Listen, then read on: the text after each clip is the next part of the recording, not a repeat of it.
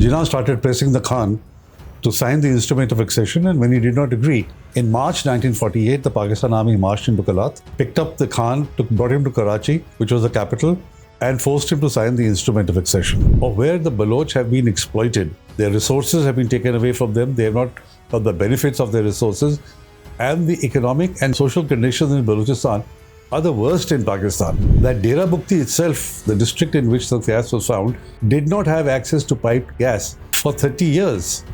It only got gas somewhere in the 1980s, whereas even the small towns in Punjab had access to piped gas. So the women have found that they have lost their fathers, their brothers and their sons. And they feel that if they do not come out to protest at this stage, there'll be nothing left. They will lose their identity. Whenever anybody talks about Pashtunistan, immediately the Punjabi army and the Punjabi state becomes very nervous about Pashtunistan. When there was a jihad going on against the United States and NATO forces, they were trained by Pakistani ulema. Now that that jihad is over, they've all come back to Pakistan and they want to do jihad in Pakistan. But Pakistan is saying, no, jihad is wrong. So they have asked this question that when we were doing jihad in Afghanistan, you said it was right. Now that we want to do jihad in Pakistan and impose Sharia, you're saying it is wrong. Why is it wrong? Hello friends, my name is Tilak Devasher and I'm going to be talking to you today about two ethnicities, among the Baloch and the Pashtuns, and the kind of problems that they are facing in Pakistan and the kind of problems that Pakistan is facing. Let me begin with the Baloch first. In one form or the other, the Baloch there has been unrest in the Baloch areas. There have been, this is the fifth insurgency going on currently, having begun in 1948. I'll give you a little bit of background of why the Baloch are up in arms. The princely state of Kalat, as most of Balochistan was called in 1947, was at the time of partition not obliged to join either India or Pakistan because, as per the agreement with the British, it was an independent state and the Khan of Kalat insisted that it would continue to retain its independence once the British left. The British agreed to this formulation, and in 1947 August, a tripartite agreement was signed between the Khan of Kalat, Muhammad Ali Jinnah as representative of Pakistan, with the blessings of the British. This was on 4th of August. Likewise, a standstill agreement was entered into between Kalat and Pakistan, and as a result of which, Khan of Kalat declared independence on the 12th of August, set up his own constitution, set up two houses of parliament, and even opened up an embassy of Kalat in Karachi. However, by October, Jinnah started having, second thoughts that whether he should allow the independence of Kalat. And the reason for this was that the British prevailed upon him not to give the independence to Kalat, instead force him to sign the instrument of accession. There are a lot of details, I won't go into the details, but enough that Jinnah started pressing the Khan to sign the instrument of accession, and when he did not agree, in March 1948, the Pakistan army marched into Kalat, picked up the Khan, brought him to Karachi, which was the capital, and forced him to sign the instrument of accession. Now, the manner in which this instrument of accession was signed, the forcible instrument of signed forcibly, alienated a lot of the Baloch, because as per the constitution that had been set up, the decision about accession was with the upper house and the lower house.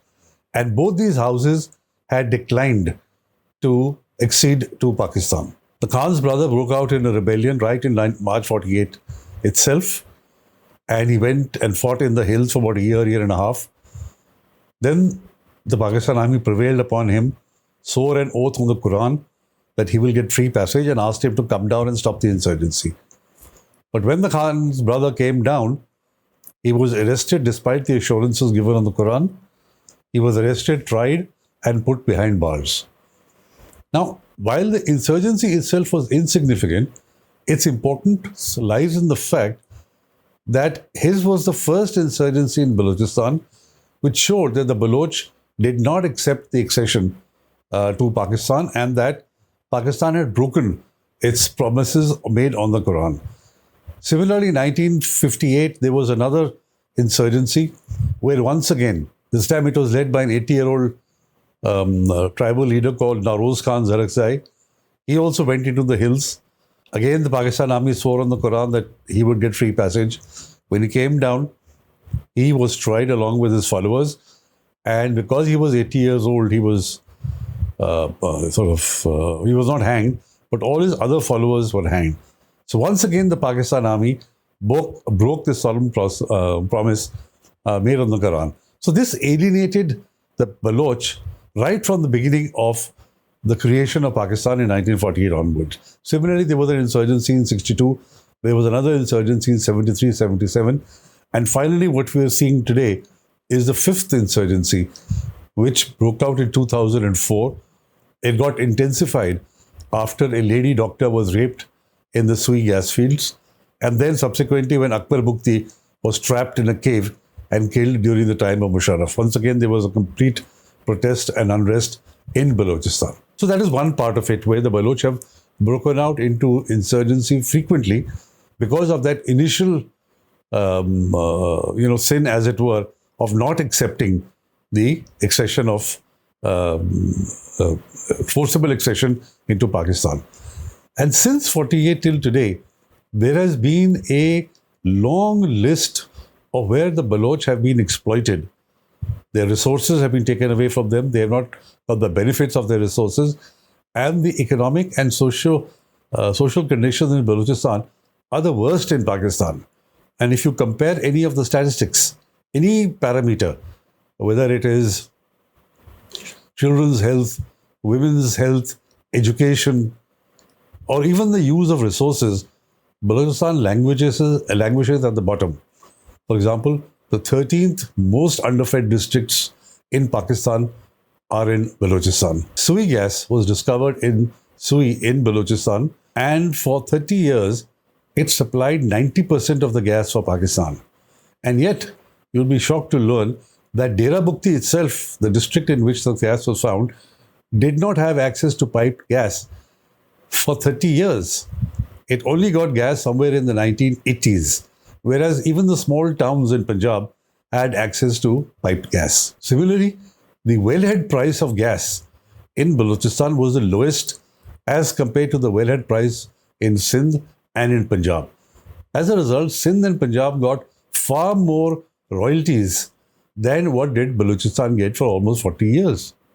One economist has calculated that for about between 30 to 40 years, something like 7 trillion rupees were transferred out of Balochistan into Punjab and Sindh. And he concludes that if that kind of money had been spent in Balochistan, Balochistan today would have been as prosperous as Punjab and Sindh. But because it was treated as a colony, all these resources were transferred out into Punjab. And one of the reasons for this, you may well ask, is that Balochistan has a very small population compared to the land area. It has about 44% of the land area, but about 5 to 6% of the population. As a result, in the National Assembly, there are only about 15 members of the National Assembly from Balochistan, out of a total membership of 272. So the Baloch MNAs do not have any importance in the formation of governments. Anyone who wins elections in Punjab itself can form the government. He doesn't need MNAs from Balochistan. So Balochistan does not get the kind of attention or traction that it should. And the glaring example of this was very recently when Akhtar Bengal, who was the leader of the Balochistan National Party and also from the Bengal tribe, he was an MNA and he wanted to speak in the National Assembly to explain what the problems of Balochistan were. For 2 days, he was not allowed to speak. On the third day, when he got up to speak, it was pointed out that there was no quorum. So he couldn't speak again. In disgust, he went outside the National Assembly and resigned and said, if you people don't even want to listen in the National Assembly to the problems of Balochistan, then what am I doing here? I cannot represent my constituents. So he said, I am resigning. And before resigning, he also warned them that we were trying the democratic path to resolve the problems of Balochistan through the democratic path by taking part in the National Assembly. You have prevented that. Now what is going to happen is that the decision on Balochistan will be made by the boys on the hill, that is, by the freedom fighters. So this is the background and bringing you up to speed what is happening. Now there are two other developments that have happened in Balochistan. One are, as I mentioned, the freedom fighters who have been fighting, whether it was 48, 58, 62, 1973, 77, and since 2004. They are in the hills and they have been fighting the Pakistan army. Earlier, they did not have the kind of weaponry that the Pakistan army had, and it was easy for the Pakistan army to take them on. Of late, the Baloch fighters have got access to sophisticated American weapons, which the US had left behind in Afghanistan, and they have got them through the Tehreek-e-Taliban Pakistan, which is in KPK, the Pashtun group. So they are now able to match the Pakistan army weapon for weapon, small arms. Of course, they still don't have access to artillery. They don't have access to air power, but at least on small arms, they're able to match the Pakistan army. Therefore, their attacks have been pretty devastating. You would have all heard about the train that was hijacked in March, the Jafar Express, and the implications of that. The second important development is that a strong civil society movement has developed among the Baloch. And this civil society movement is being led by women. Now, women in Balochistan have a very conservative role, and they've always stayed at their homes. But because of the hard policies of the Pakistan army, they pick up people who go disappear. They enforced disappearance, and then their tortured bodies is received after some time, or sometimes not even received. So the women have found that they have lost their fathers, their brothers, and their sons. And they feel that if they do not come out to protest at this stage, there'll be nothing left. They will lose their identity. So you've had massive protests being led by Baloch women, and you may have all heard of the name of Dr. Marang Baloch and Samideen Baloch, who have led protest marches from Turbat to Quetta and Quetta to Islamabad. She is now recognized internationally and was named one of the top 100 influencers in the world in the Time magazine. And she has also been nominated for the Nobel Peace Prize. So these two movements, the freedom fighters have got access to better weaponry, and there's a strong civil society movement, is making the situation for the Pakistan army very difficult. And I don't see that unless and until the Pakistan army compromises with the Baloch, listens to their problems, and tries and resolves the issues, this issue is not going to get resolved. So that's what I had to say about the Baloch. Now let me turn to the Pashtuns. You see, in the case of the Pashtuns, there are two issues involved. One is internal and the other is external. Now, the peculiarity of Khyber Pakhtunkhwa is there are about 31 million Pashtuns in Pakistan, and there are about 15 to 16 Pashtuns in Afghanistan. And they were separated by the British era Durand Line. In 1893, the British Foreign Secretary Mortimer Durand had gone to Kabul, and he negotiated a boundary line, not a boundary line, he negotiated a line which took his name as the Durand Line with the Amir of Afghanistan. Now, interestingly, when it was negotiated, it was seen as a sphere of influence. It was not seen as a boundary. In fact, Mortimer Durand, in his note back to Calcutta, also mentioned that this is a sphere of influence, and even they reported to London that this is a sphere of influence.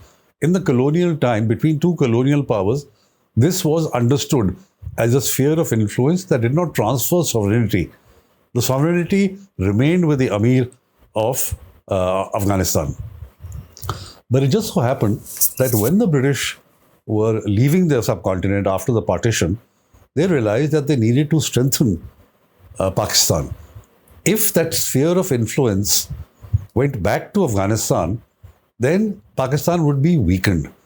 They wanted to have a strong Pakistan, because Pakistan had agreed to give them bases against the Soviet Union, and also to use Pakistan to protect what they call the wells of power, the oil in the Middle East. So from a sphere of influence, the British announced, actually, no, this is an international border. And naturally, Pakistan latched onto it. Now, the interesting thing was that the last treaty between British India and Afghanistan was the Treaty of Kabul of 1921. Now, this treaty had a very interesting clause. The clause was that the treaty was valid for 3 years, and after 3 years, either of the two sides, that is either Afghanistan or British India, could rescind the treaty by giving 12 months notice. Now, when Pakistan was created in 1947, it did not issue any letter, did not, talk to Afghanistan about this particular, the boundary line. Pakistan just assumed that the line is an international border. But it just so happened in 1949, there was an intrusion of Pakistani aircraft into Afghanistan. So the government of the day called a Loya Jirga, that is a meeting of all the, important people, and they rescinded all the treaties with British India, saying these were unfair treaties. So right from the Treaty of Gandamak to the Treaty of Kabul, and even earlier, the 1905 agreement and so on and so forth, including the Durand Line agreement. So as far as Afghanistan is concerned, there is no boundary between Pakistan and Afghanistan. And since 1949, no Afghan government, whether it was Zahir Shah, the monarch, whether it was Muhammad Dawood, whether it was the communists, whether it was the Taliban, whether it was the Mujahideen, whether Taliban again, or Hamid Karzai, or Ghani, none of them have accepted the Durand Line agreement. They say the line doesn't exist. In fact, the Taliban now have taken the position that this is a line that divides brothers. And the decision of this line, it messes with the people of Afghanistan, and they refuse to accept it. Now, Pakistan has been desperate for the last so many years to have a government in Kabul that will accept the sanctity of the Durand Line as an international border. And its policy towards Afghanistan hinges on this one critical factor. So whether it is Taliban 1.0, they tried thrice to get the Taliban to accept the Durand Line. Even now, after having supported Taliban for 20 years, they felt that when Taliban came back into power, they'll accept the Durand Line. But the Taliban have told them nothing of the sort, we cannot accept the Durand Line. So this is one thing that has put Pakistan on the back foot. So this is the external factor which is impinging on Pakistan's relationships with the Pashtuns. Because if there is no Durand Line, and there is a movement amongst the Pashtuns of Pakistan to either join Afghanistan or to found a greater Pashtunistan, then Pakistan's they lose about 1/3 of their territory. So they are very vulnerable over this. Now, the internal factor is when a partition was about to take place, there was a Congress government in the Northwest Frontier Province. Now, this was very uncomfortable to the British and to the Muslim League. Because as per the India Independence Act, the state government or the provincial government legislative assembly would decide whether they want to accede with India or whether they want to accede to Pakistan. Now, if the decision, the British realized this, and so did the Muslim League, that if the decision to accede to Pakistan or to accede to India was left to the provincial assembly, and there was a majority of the Congress party in the assembly, they would obviously vote for accession to India. And once again, the British felt that if this province, which was the largest Muslim province in India, did not join with Pakistan, then the meaning of Pakistan would lose all meaning. So this had to join Pakistan. So what they did, that instead of allowing the provincial assembly to decide, as in the case of all other assemblies voted for accession to India or accession to Pakistan. But in the case of NWFP, the British adopted a different formula. They said we will hold a referendum for the people to decide whether they want to join Pakistan or whether they want to join India. And Mountbatten prevailed upon Pandit Nehru. For what reason, I don't know, I haven't studied that. And the Congress also accepted that we can have a referendum. Now, the leadership of the Pashtuns, that is Khan Abdul Wali Khan, Khan Abdul Ghaffar Khan and his brother Khan Saab, they said no, because elections were held in NWFP in 1946, which had elected a Congress cum Khudai Khudmatgar government. So he said, why are you holding the election again on the issue of India versus Pakistan? He said that issue is already decided. So they said if a referendum is to be held, then it should be on the issue of Pakistan or Pashtunistan. The British said no, it cannot be on the issue of Pashtunistan. It will have to be on the issue of either India or Pakistan. So the Khan brothers and the Khudai Khidmatgars in the Congress party in NWFP boycotted the referendum. So once the Muslim League had a clean sweep, empty field, they won the referendum. And NWFP joined Pakistan because of the referendum and because the Khudai Khidmatgars and the Congress had boycotted the referendum.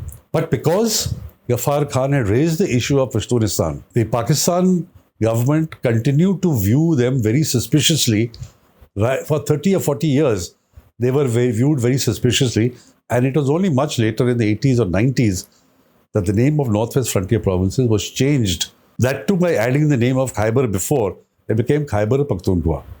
Because they were so worried. Even till today, whenever anybody talks about Pashtunistan, immediately the Punjabi army and the Punjabi state becomes very nervous about Pashtunistan. So these are the two issues that has caused, which are important. One is the external factor of the Durand Line, and one is the internal factor of the Pashtunistan issue. I'll touch briefly upon what is the current status of both these provinces. Starting with the Pashtuns this time, so it's a very complex situation because on the one hand, you have an elected government, which is the PTI government, led by Ali Amin Gandapur, and you have other mainstream political parties also in the National Assembly. Then you have a civil rights movement, similarly to the one in Balochistan, which is called the Pashtun Tahaffuz movement, PTM, which is led by this young firebrand man, Manzoor Pashtun. And what they are protesting about or asking is that they should get the same rights under the constitution as the other provinces get. They don't want to be treated as cannon fodder, and they don't want to be treated as jihadis and sent into Afghanistan to die. They said, we don't want that. We want our rights. We want the landmines in Khyber Pakhtunkhwa should be removed. We want education. We want health facilities. So that's one strong protest from the civil society. Then you have the armed group, the Tehreek-e-Taliban Pakistan. Now, the Tehreek-e-Taliban Pakistan had fought in Afghanistan when there was a jihad going on against the United States and NATO forces. They were trained by Pakistani ulema. Now that jihad is over, they've all come back to Pakistan and they want to do jihad in Pakistan. But Pakistan is saying, no, jihad is wrong. So they have asked this question that when we were doing jihad in Afghanistan, you said it was right. Now that we want to do jihad in Pakistan and impose Sharia, you're saying it is wrong. Why is it wrong? So there is this ideological debate also going on. But the fact of the matter is that the Tehreek-e-Taliban Pakistan, because of several reasons, has become a very strong and potent force. So much so the number of casualties it is inflicting on the Pakistan security services, the army, the police, and the paramilitary is very devastating. So you have these various groups currently, and I think the matter is becoming very difficult for the Pakistan army to tackle. And they are pressurizing the Taliban in Afghanistan that you take care of the TTP. And the Taliban have said, look, this is your problem. You resolve it. Why are you bringing us into the picture? So that is one issue. Now, similarly, coming to the Baloch, as I mentioned, a strong civil society movement. The Baloch freedom fighters are well organized and well armed today. And if you take the statistics, recently there was a global terrorism report which said that Pakistan was the second most affected state by terrorism. And the number of casualties in 2024 had gone up by almost 60% as compared to 2023. Balochistan and Khyber Pakhtunkhwa, Pakistan is taking a hit. And unless and until Pakistan Army changes its tactics and speaks to the various armed groups, they're not going to be able to resolve the issue. Thank you very much for listening. I hope you were able to enjoy what I had said. Thank you. In case you want to know more about these issues, then you can look at my book. This is on the Pashtuns. The Pashtuns, a contested history. All the details you will find here. And on Balochistan, this is my book, Pakistan, the Balochistan Conundrum. And you'll find a lot of details over here too. I hope you enjoy reading them. Thank you very much.